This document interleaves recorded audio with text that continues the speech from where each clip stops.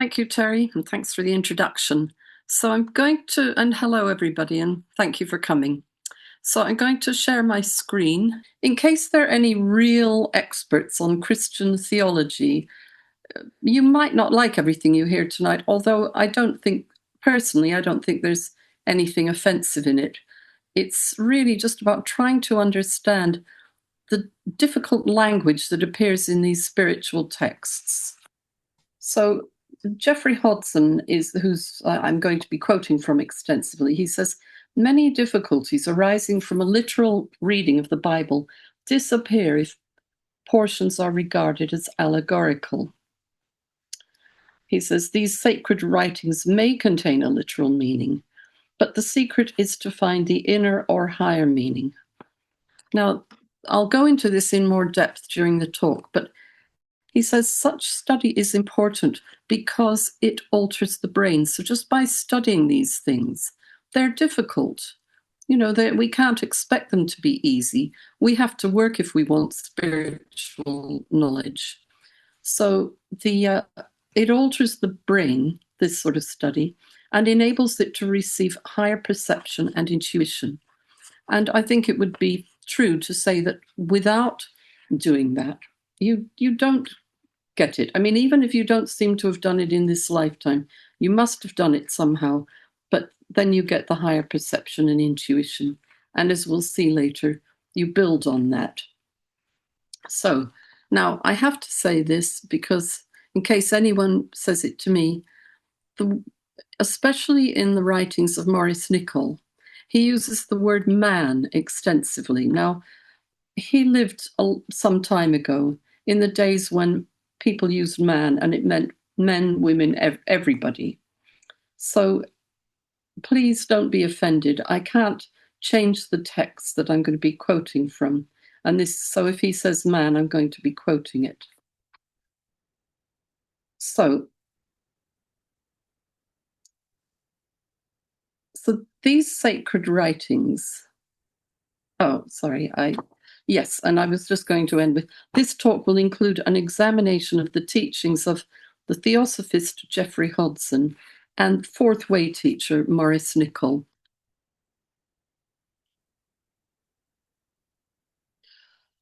So Geoffrey Hodson, who lived in New Zealand, and this information you'll be getting tonight is taken from his book entitled Hidden Wisdom in the Holy Bible. So he says, scriptures of all faiths have been regarded as belonging to a special category of literature, namely as largely, but not entirely, allegorical. The authors of scriptures invented a special category of literature which differs from ordinary writing, in that with some historical fact as foundation, it is largely composed of allegories, symbols, and certain key words. In this way, the ageless wisdom was made available to humanity. The writings were looked upon as being constructed of symbols, analogies, and parables. And a parable is just from Middle English and before that Latin, and the word means comparison. So that's what a parable is, or otherwise also translated as a discourse or allegory. So now I want to tell you about Maurice Nicoll as well. So Maurice Nicoll, the information I'm taking comes from his book called The New Man. He was a student of P.D. Ouspensky and G.I. Gurdjieff, whose teaching was known as the Fourth Way. So Maurice Nicoll says this: all sacred writings contain an outer and an inner meaning. Behind the literal words lies another form of knowledge. Notice that, another form of knowledge. According to tradition, humans were once in touch with this inner knowledge and inner meaning, but this is no longer the case.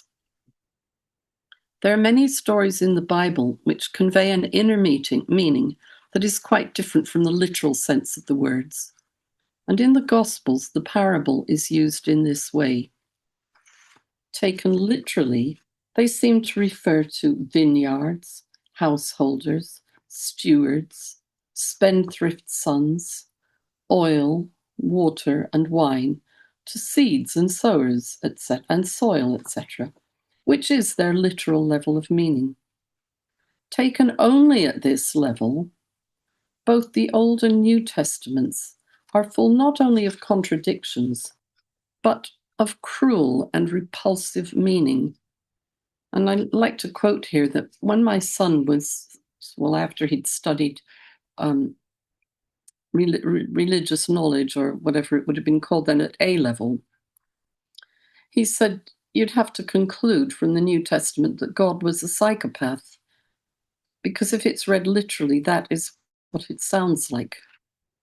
So we do need to learn to look beyond the appearance, and we will be looking at that tonight. So,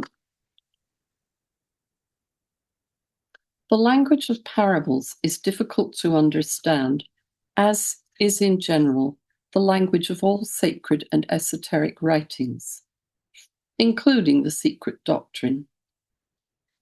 Nicoll raises the question as to why these so-called sacred writings seem so misleading. Why is what is meant not explained clearly, and why should parables be used in the Gospels at all? It could seem that the sacred writings are a kind of fraud deliberately perpetrated on mankind. If all these stories, allegories, myths, comparisons, and parables in sacred scripture mean something else, why can it not be stated clearly what they mean from the starting point so that everyone can understand? Why veil everything? Why all this mystery and obscurity? And Nicoll's explanation for this is that the idea behind all sacred writings is to convey a higher meaning than the literal words, but, and this is important, that the truth of this must be seen by man internally. This higher, concealed inner meaning is conveyed in terms of ordinary knowledge as a starting point. Though it is cast in the words and sense images of ordinary usage, it can only be grasped by the understanding, and it is here that the first difficulty lies in conveying higher meaning to man, namely that the development of a high enough level of understanding is a long process. So I'm just going to put in a word here that studying the secret doctrine is something that I think back in the days of H.P. Blavatsky, she had her group around her. They were all highly educated people. And they struggled to understand it. And she was always calling them names. I've forgotten what they are, but, pretty insulting names. And if they struggled to learn, it's not surprising that we find it difficult. And these days, I don't think many people really study the theosophical texts. I mean, there will obviously be some, but not in great numbers. So it's difficult, and full stop, there it is. And we have to work hard to understand it. So on this point, Geoffrey Hodson has this to say: the language of allegory and symbol may be regarded as an art form, such as learning to play a musical instrument or become a good artist, where preparation and experience are necessary in order to appreciate the subtleties contained therein. Without such preparation, allegories and symbols may be wrongly regarded as unnecessary obstructions, and their interpretations as arbitrary and far-fetched.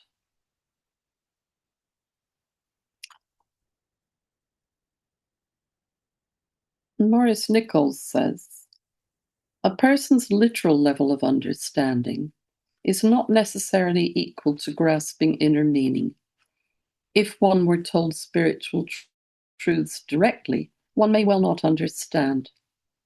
In addition, higher knowledge, if it falls on the ordinary level of understanding, will either seem nonsense or it will be wrongly understood. It will then become useless.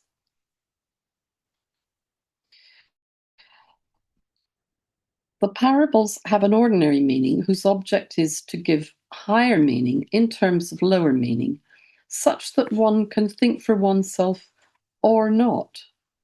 One is invited to think for oneself. The parable is deliberately designed to work in the mind in the direction of lifting the natural level of comprehension to another level of meaning, and hence is a transforming instrument. Now, these days we like the word transformation a lot. And so what we're saying here is that these parables help in that process of transformation. And I'm going to turn now to another person. Well, first of all, something HPB said herself. And this was written within a few weeks before her death with someone called Robert Bowen. So, and it was called How to Study Theosophy. She says this: the brain is the instrument of waking consciousness, and every conscious mental picture formed means change and destruction of the atoms of the brain. Ordinary intellectual activity moves on well-beaten paths in the brain and does not compel sudden adjustments and destructions in its substance. In what she says next, she's referring to the secret doctrine, but the same could apply to any spiritual text. But she says, this new kind of mental effort calls for something very different: the carving out of new brain paths. Now, there's a Theosophist in the US, he's actually from South America somewhere, called Pablo Sender. Some of you may know him. And he says this about what HPB has said there. He says, every time we think about something, pathways are carved out, and thinking then goes through those already made pathways. Without higher use of the mind, the brain is unable to receive higher perception. We shape the brain so that we are more able to receive higher intuition. So this transformation is not going to take place if the mind isn't turned to higher things. So that's how it works. Otherwise, we just go along the same paths, like rats going down paths that have been carved out. We have to use our mind in the direction of that which is higher. Now, this is a quotation from the Zohar given by HPB. Now, the Zohar is the chief text of the Kabbalah, which is an esoteric method and school of thought that originated in Judaism. It is presented as an allegorical or mystical interpretation of the Pentateuch, which are the 5 first books of the Hebrew Bible: Genesis, Exodus, Leviticus, Numbers, and Deuteronomy. The Hebrew name is Torah. So this is what is said here.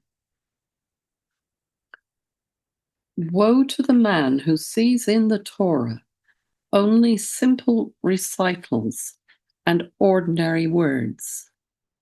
For if we find only the simple words, we would only have to address ourselves to the legislators of the earth.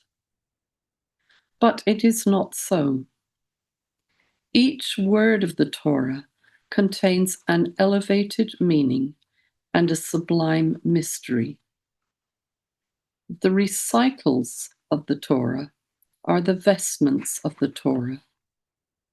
Woe to him who takes this garment for the Torah itself. The simple take notice only of the garments or recitals of the Torah. They know no other thing. They see not that which is concealed under the vestment. The more instructed men do not pay attention to the vestment, but to the body which it envelops. So this is just another source saying the same thing that I've been saying to you before. So we have to look deeper, not just on the surface. Now, I came across a book by a man called Michael Ward, and his book is entitled Planet Narnia, and it's a very interesting study in itself. There was actually a television program, I think it might have been a series about it, where he says what C.S. Lewis was, what the allegorical meaning of the what is it? The Narnia Chronicles. The 7 books represent the 7 planets according to the old system. But anyway, this is what he says. He's quoting from C.S. Lewis in Lewis's book Studies in Words, and Michael Ward says, C.S. Lewis praised the indirect approach in communication. He believed that success in writing comes about by secretly evoking powerful associations, that expressions should not merely state, but suggest, that the mechanism in poetry by which its effects are obtained should not be too visible, that an influence which cannot evade our consciousness will not go very deep, and that silences could make certain things, audible. So again, it's an interesting thing. C.S. Lewis lived in the last century and was a very important popular writer. So there's another corroboration, really, of what we're saying, but giving it quite a poetic angle. And of course, any Shakespeare fans will know what he's talking about there. So now, going back to Geoffrey Hodson, he says, while many of the incidents in the Bible are doubtless founded upon fact, some statements are made which could not possibly be true. Some options to the student are to accept them unthinkingly, to dismiss them as unworthy of serious consideration, or to study them carefully in search of hidden meaning. While belief or faith in the possibility of supernatural intervention makes some scriptural statements credible, nevertheless, physical laws and astronomical facts cannot be changed. Some miracles strain almost beyond reasonable limits one's power to believe them. Incidents such as the creation of the earth in 6 days in Genesis 1, or the action of Joshua in making the sun and moon stand still from Joshua 10, verses 12 to 14, cannot possibly have occurred. If, however, the intention was not to record supposed astronomical or historical facts alone, but also to reveal abstract, universal, and mystical truths, and to give guidance in finding and treading the way of holiness, comes from Isaiah 35. And if furthermore night, sun, and moon are but concrete symbols of abstract ideas, then the outwardly meaningless narrative may reveal inward truth and light. And you can see the full account of that in Geoffrey Hodson's book, Hidden Wisdom in the Bible. Before the truth and light can be perceived, however, the veil of allegory must be lifted and the symbols interpreted. This may have the effect of evoking wonder and so initiating inquiry.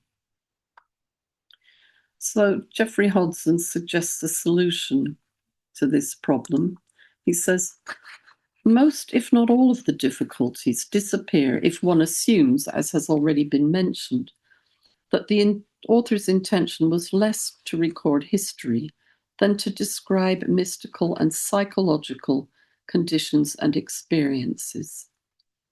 Most of the problems can be solved if the existence of the sacred language is accepted and its symbolism applied in interpretation of the scriptures. And there's a quotation next from a rabbi who lived 1138 to 1204, Rabbi Moses Maimonides. And he says this: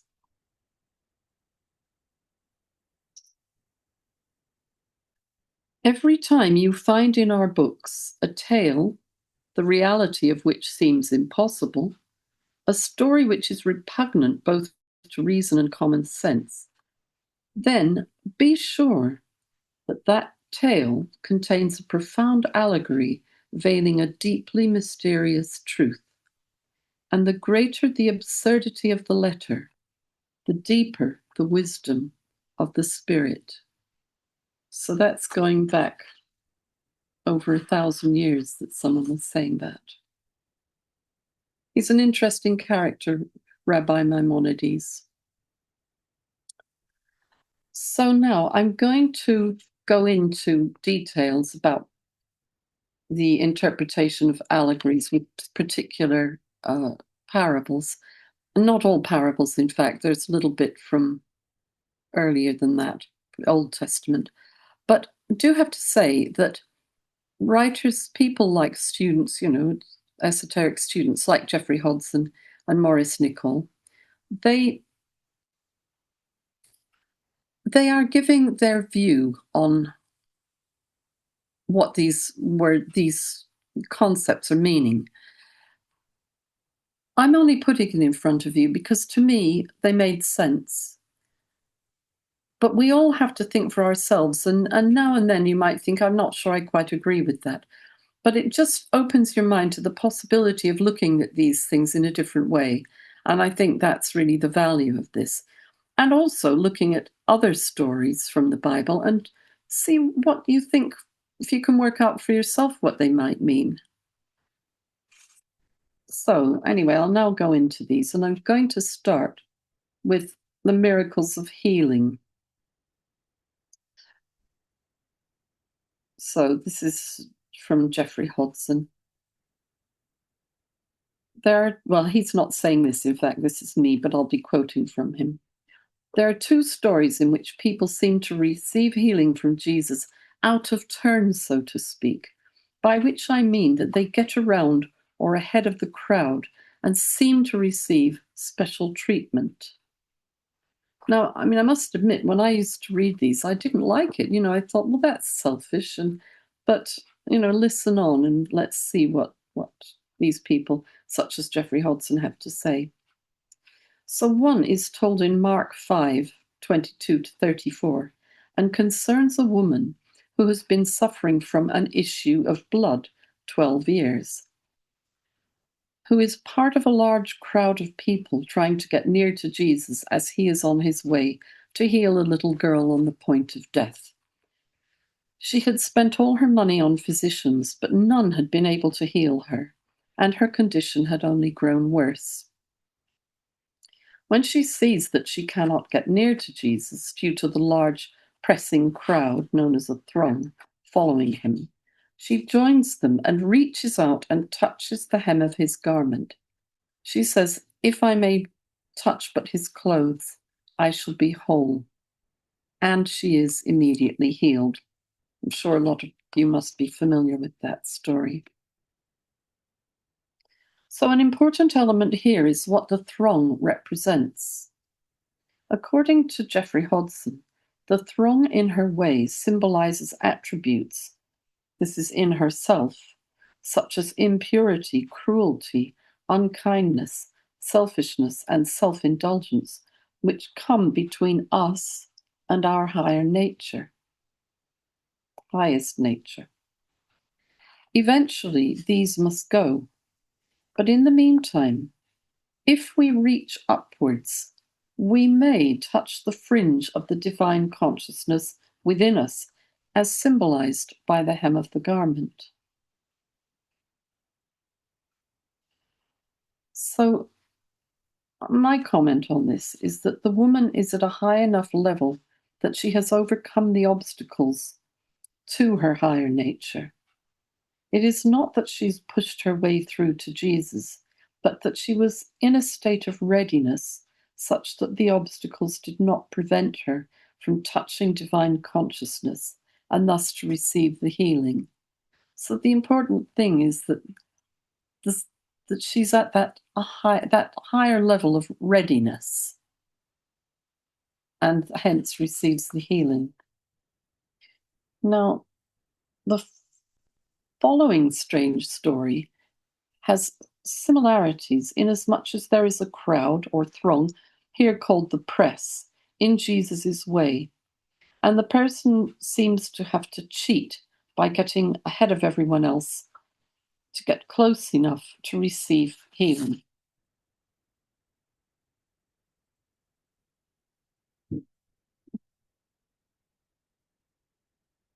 He is paralyzed and is being carried to where Jesus is, but unable to get near him. So for several years, as I was saying, I struggled with the apparent selfishness described in this story until I read Geoffrey Hodson's explanation. And this is it. And again he, Jesus, entered into Capernaum after some days, and it was noised that he was in the house. And straightway many were gathered there, insomuch that there was no room to receive them, no, not so much as about the door. And he preached the word unto them. And they came to him, bringing one sick of the palsy, that's paralysis, which was born of 4. And when they could not come nigh unto him, for the press, in other words, because the throng was in the way, they uncovered the roof where he was. And when they had broken it up, they let down the bed wherein the sick of the palsy lay. When Jesus saw their faith, he said unto the sick of the palsy, Son, thy sins be forgiven thee. I say unto thee, arise, and take up thy bed, and go thy way into thine house. And immediately he arose, took up the bed, and went forth before them, insomuch that they were all amazed, and glorified God, saying, We never saw it on this fashion. You can find that in Mark 2. So, I find it interesting that he was lowered down through the roof. And this is just my guess, that it symbolizes the fact that the man was operating from this higher level. So taken at face value, this sounds like a very unspiritual course of action, but only if we take the story literally. Taken allegorically, it makes sense. So remember that Geoffrey Hodson says that the throng symbolizes attributes such as impurity, cruelty, unkindness, selfishness, and self-indulgence, which come between us and our highest nature. But at a point comes when one has the possibility of arriving above that throng, that inner throng. So they don't really tear the roof apart. There's just a rising up to the higher nature by the man by his efforts and with the help of friends. Remember, he was born of 4. So he was carried by 4 people, in other words. So we need help on the way. But so that is just what I see in that story. So now I'm sure we all know the story of the Good Samaritan. A Samaritan in Hebrew, it refers to guardians, keepers, watchers of the law or Torah, which I quoted to you from earlier. So this story provides a simple illustration of how to understand clues in the text.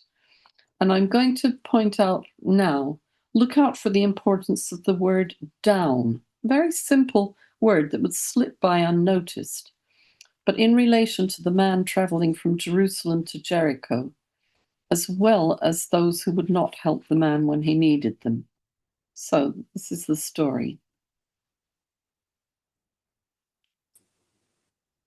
And behold, it comes from Luke 10.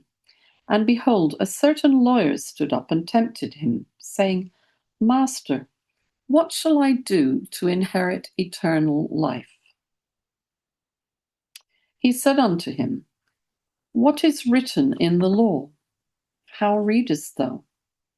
And he answering said, Thou shalt love the Lord thy God with all thy heart, and with all thy soul, and with all thy strength, and with all thy mind, and thy neighbour as thyself. And he said unto him, Thou hast answered right. This do, and thou shalt live. But he, willing to justify himself, said unto Jesus, And who is my neighbour? And Jesus answering said, A certain man went down from Jerusalem, the holy city, to Jericho, a city that was destroyed because of the evil doing of the inhabitants, and fell among thieves, which stripped him of his raiment, and wounded him, and departed, leaving him half dead. And by chance there came down, again, a certain priest that way, and when he saw him, he passed by on the other side. And likewise a Levite, when he was at the place, came and looked on him, and passed by on the other side. But a certain Samaritan, as he journeyed, and note the word down doesn't appear there, came where he was, and when he saw him, he had compassion on him, and went to him, and bound up his wounds, pouring in oil and wine, and set him on his own beast, and brought him to an inn, and took care of him. And on the morrow, when he departed, he took out 2 pence, and gave them to the host, and said unto him, Take care of him, and whatsoever thou spendest more, when I come again, I will repay thee. Which now of these 3, thinkest thou, was neighbour unto him that fell among the thieves? And he said, He that showed mercy on him. Then said Jesus unto him, Go and do thou likewise. Remember the question asked by the lawyer was, What shall I do to inherit eternal life?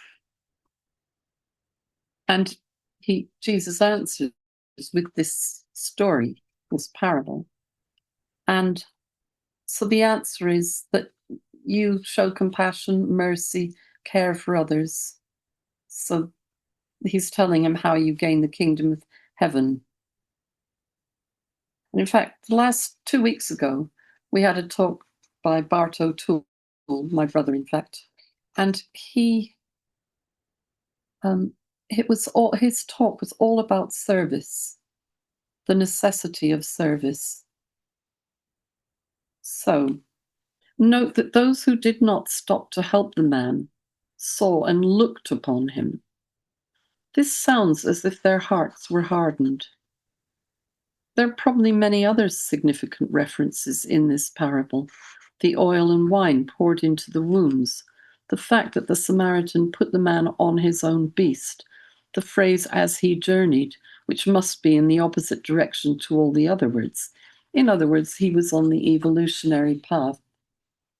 So there are a number of little hints, and the word down in particular is to go from a holy city of Jerusalem to Jericho, which was full of evil doing and therefore destroyed. That gives you a clue as to where those people are, or should we say what stage each one of us is at. Don't regard them as other people, but the stage we're at on our journeys. But this, finally, the Samaritan was at a level where he gives up everything and helps, including paying out of his own pocket. So now the next one does come from the Old Testament. And this is the Tower of Babel. So where all the languages, people go from one language to many languages. So this is how it goes, and it's from Genesis. And the whole earth was of one language and of one speech. And it came to pass as they journeyed from the east. Now that's significant. It's the equivalent of down because they're journeying away from the east. So it came to pass as they journeyed from the east, they found a plain in the land of Shinar, and they dwelt there. And they said one to another, "Go to, let us make brick and burn them thoroughly."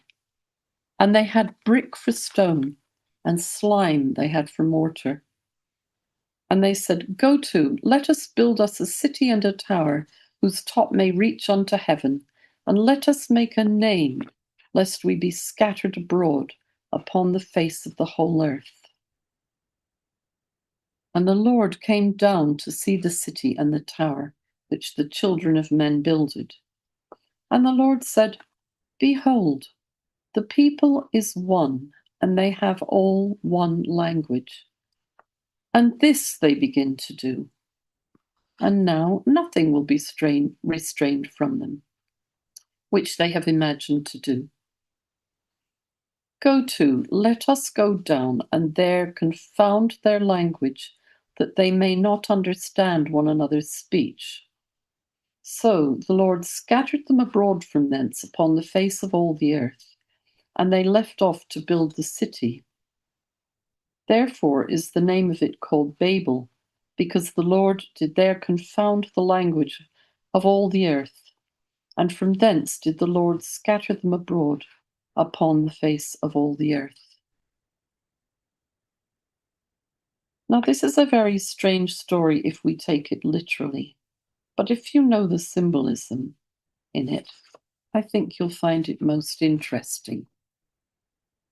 It begins by saying that once upon a time, after the days of Noah and the ark, all people had a common language.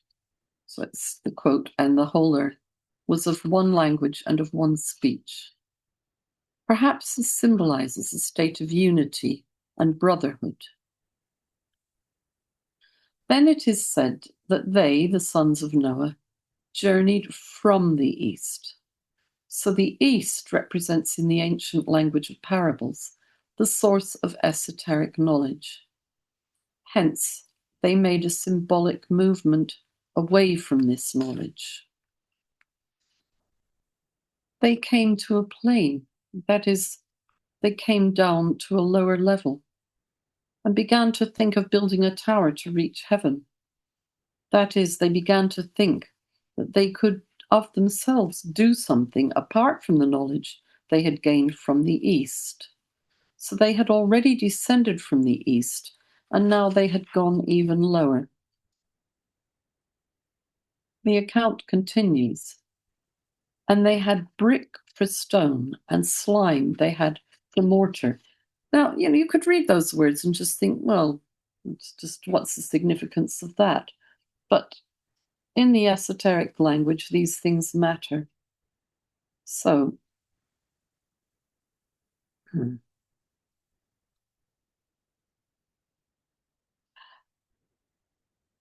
so they had brick. They'd moved away from the East, and they had brick, a man-made thing, and not stone, which would be the natural building material, and which is considered superior.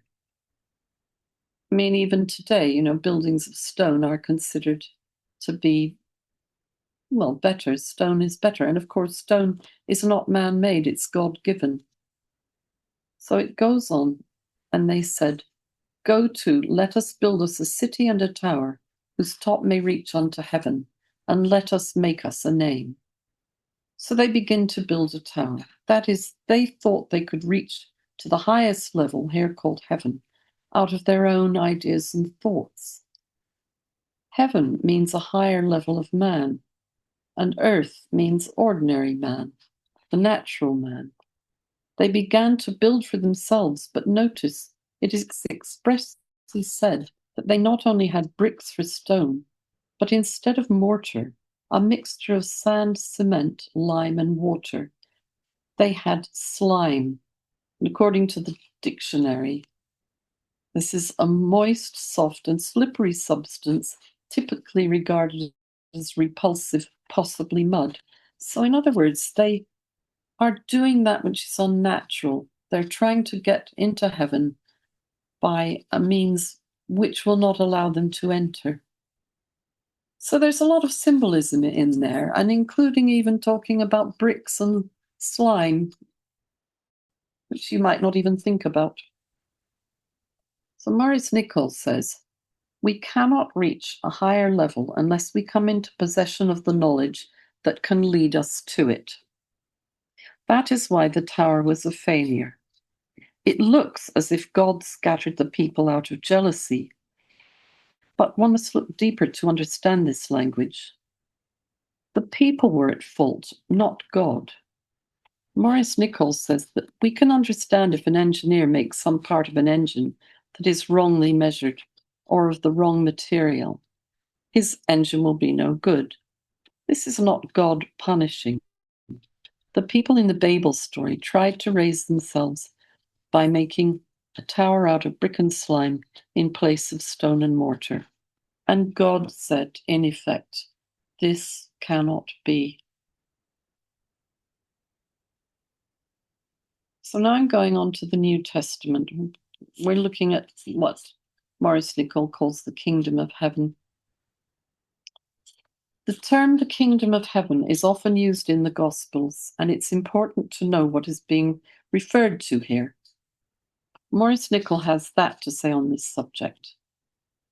The level above man is called the kingdom of heaven, or the kingdom of God in the Gospels.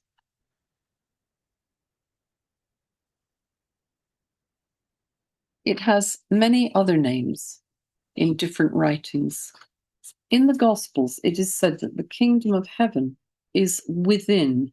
Now, I'm going to come back to this, all right? So, in the old days, in the King James Version, it's translated as within. So, it is higher, a higher level in himself.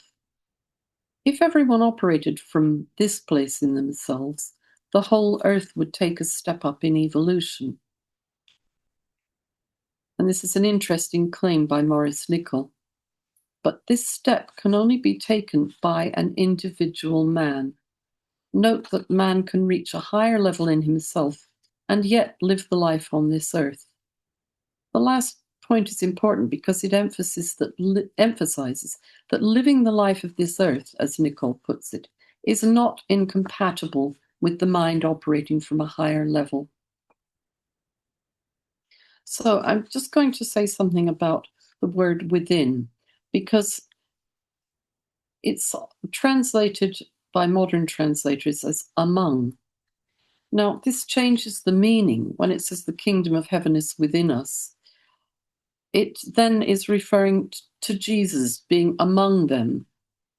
And that, that's a very different concept altogether, isn't it? It's totally, utterly different. It's denying that this can be within.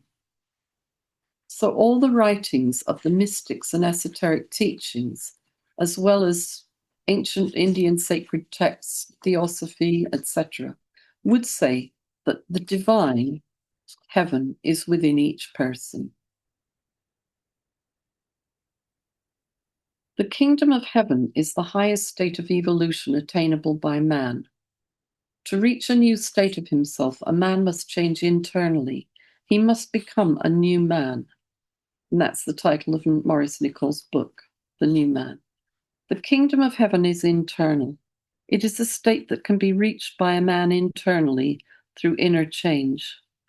What a man must observe in himself in what way he must think, what he must begin to value and aim at, and so on, are constantly being taught by Christ as the means of inner evolution up to that higher level called the kingdom of heaven. So, my thought on that is that just by reading and studying these texts, we are being shown the ideal standard from which to live our lives. So it's very practical, and this is not a theoretical exercise. So I'm going on next to the parable of the sower. And he spake many things unto them in parables, saying, Behold, a sower went forth to sow. And when he sowed, some, now note just some, not somewhat, but some, fell by the wayside, and the fowls came and devoured them up. Some fell upon stony places where they had not much earth, and forthwith they sprung up, because they had no deepness of earth. And when the sun was up, they were scorched, and because they had no root, they withered away. And some fell among thorns, and the thorns sprung up and choked them. But other fell into good ground and brought forth fruit, some 100-fold, some 60-fold, some 30-fold. Who hath ears to hear, let him hear.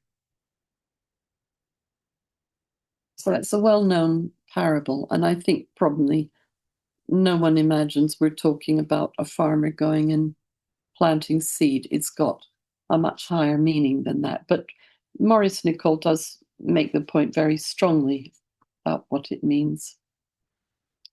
So Maurice Nicoll says, when the conception of the kingdom of heaven begins to be grasped, a new meaning of life dawns in the mind. The first parable given by Christ is that of the sower. Like all the parables in the Gospels, it is about the kingdom of heaven. Christ says of it that it is the parable of parables, and unless it is understood, other parables cannot be understood. It is the starting point of his teaching about the mystery of the kingdom. That mystery is that man is sown on the earth. Now, I have to say that Maurice Nicoll says man is sown on the earth. In the Gospel of Mark, he says the word is sown. He doesn't use the word man, but this is the fourth way teaching. So that mystery is that man is sown onto earth as material for the kingdom of heaven. To call it the parable of the sower and the seed is misleading unless it is understood that man is the seed. Now, Maurice Nicoll says actually there is no mention of seed, but I looked them up in the three synoptic gospels, and it's only in the Gospel of Mark that it doesn't use the word seed. But Maurice Nicoll says that these were the translators adding in the word seed. It's not in the original.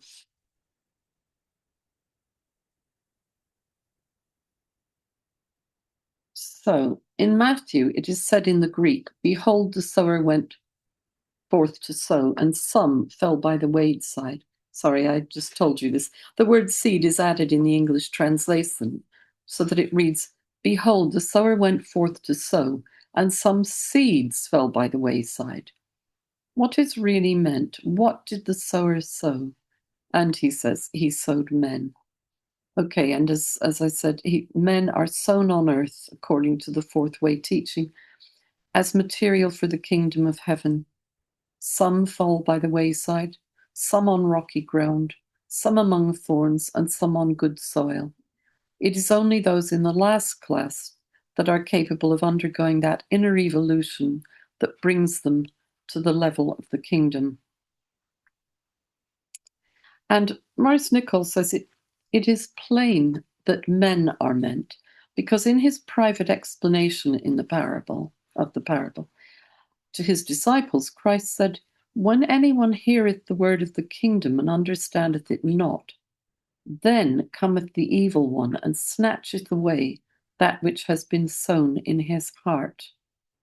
That is he that was sown by the wayside. You can see this in Matthew 13.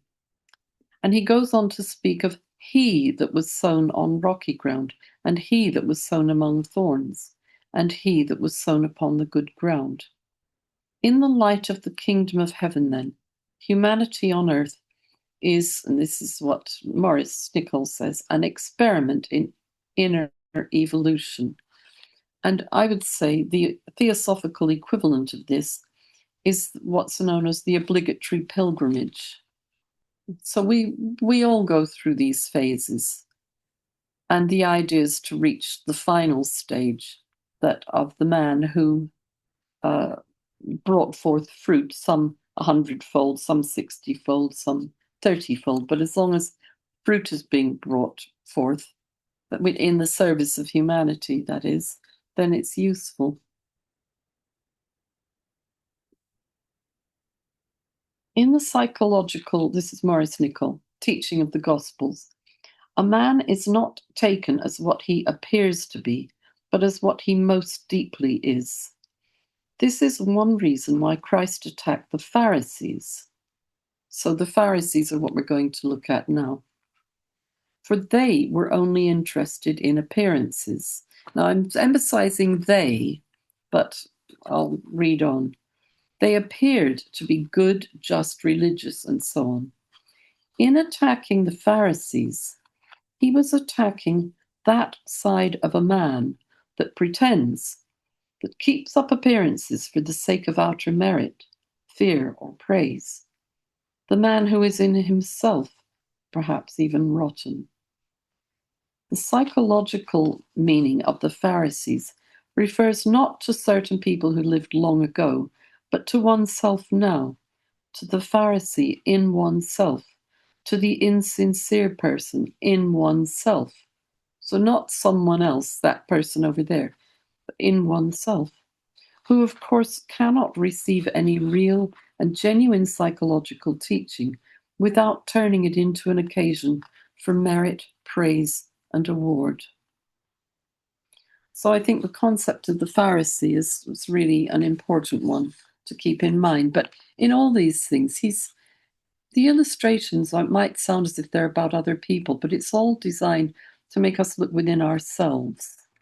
And as I say, it becomes then practical.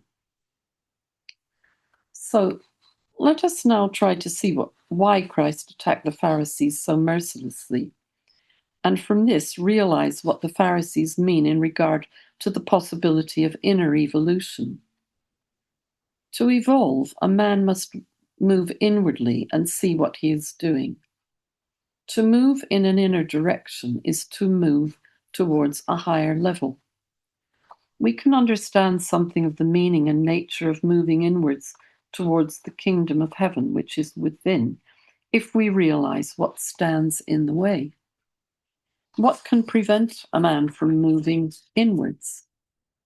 Many things can prevent him, but one of the chief things is the Pharisee in him, which cannot move inwards without dying, for it is in the external side of a man and loves applause. The Pharisees cannot understand anything in their religion save in an external way. Their worship takes a literal external form and is not from the heart. Truth understood correctly should lead to the internal man, but truth practiced as an outer virtue cannot do so. Christ often tells the Pharisees that they have no self-knowledge, no insight, that is, no internal understanding. He lashes them because they do everything in an external way for the sake of appearance and ruin men's minds with the greatest zeal. Christ uses very strong language about this external worship, which prevents a man from entering the kingdom of heaven because it keeps him in externals, in the external side of himself. And also about this proselytizing zeal, which ruins people's minds insofar as all future inner development is concerned. He says, "But woe unto you, scribes and Pharisees, hypocrites, because ye shut the kingdom of heaven against men. For ye enter not in yourselves, neither suffer ye them that are entering in to enter. Woe unto you, scribes and Pharisees, hypocrites! For you compass sea and land to make one proselyte, it's a convert. And when he has become one, ye make him twofold more a son of hell than yourselves. And that's strong language, isn't it, about hypocrisy? The Pharisee represents the man who cannot evolve because he has turned the wrong way round and gets everything upside down. The Pharisee is in externals, in merit, and in the love of external appearance. All this means psychologically is that the Pharisee in a man cuts him off from entry into the kingdom. All that you do to be seen of men and for no other reason is the Pharisee in you. Christ said much of the vanity and self-conceit and self-justifying of the Pharisees, but he speaks most strongly of all about their sin of hypocrisy. They do everything for appearance sake and believe nothing internally. So they have no access to what is internal in themselves, and so they damn themselves. Thus they are their own punishment. And I'm coming near the end now, but HPB has something highly significant to say on this subject. She says, the first necessity for obtaining self-knowledge is to become profoundly conscious of ignorance, to feel with every fibre of the heart that one is ceaselessly self-deceived. That might sound negative, but we have to know what's going on inside of us in order to make changes. And I'll tell you the rest of what she said in a minute. But in conclusion, Maurice Nicoll says, a teaching must be capable of penetrating deeply and awakening the man.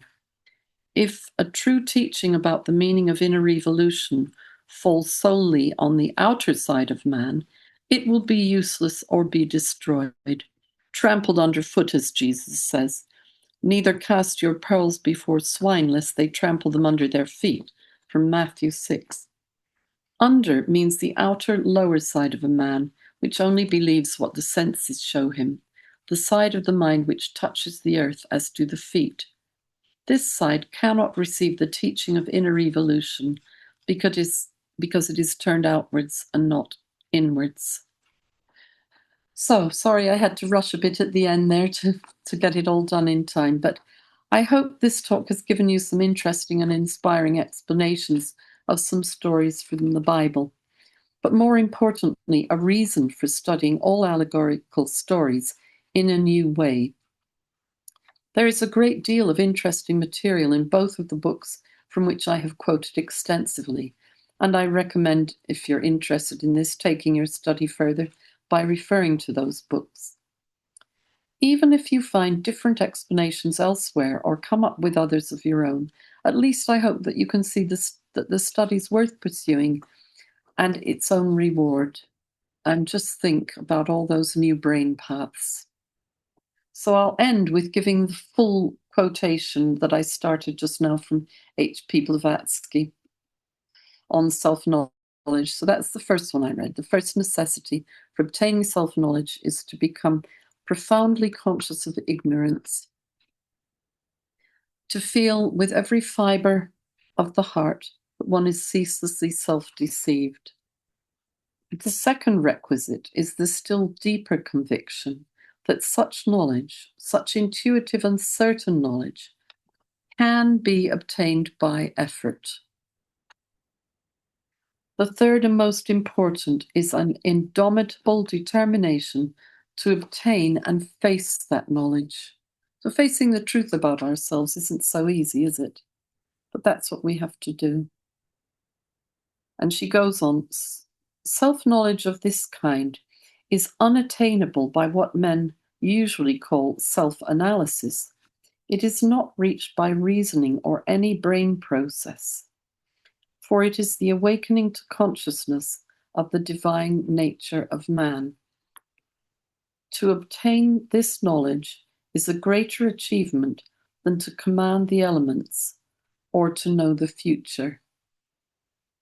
I thought yes, that comes from HPB's magazine called Lucifer, Volume 1, Number 2, October 1887. It's also in the collected writings of H.P. Blavatsky. So that ends my talk. So I will stop the screen share.